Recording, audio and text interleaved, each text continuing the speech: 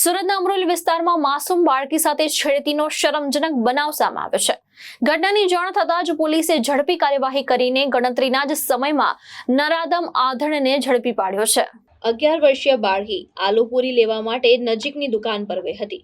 આ દરમિયાન દુકાનદાર આરોપી દિનેશ જીવરાજભાઈ રામાણીએ બાળકી સાથે વાતો કરીને તેને ભોળવી અને દુકાનની અંદર ટેબલ પર બેસાડી દુકાનમાં કોઈ ગ્રાહક ન હોવાનો લાભ લઈ આરોપીએ બાળકી સાથે અડપલા કરી છેડતી કરી। ઘટનાની જાણ થતાં ગુજરાત પોલીસ અમરોલી પોલીસ સ્ટેશનની ટીમે તાત્કાલિક એક્શન લઈને આરોપીને ઝડપી પાડ્યો છે અને તેની સામે કાયદેસરની કાર્યવાહી હાથ ધરવામાં આવી છે। આરોપીના રિકન્સ્ટ્રક્શન દરમિયાન વિસ્તારમાં રહેનાર મહિલાઓમાં ભારે રોષ જોવા મળ્યો અને કેટલાક આરોપીને ટપલી મારી વિરોધ નોંધાવ્યો। પોલીસ દ્વારા હાલ સમગ્ર મામલે વધુ તપાસ હાથ ધરાઈ રહી છે અને બાળકીની સુરક્ષા તથા ન્યાય માટે જરૂરી તમામ પગલાં લેવામાં આવી રહ્યા છે।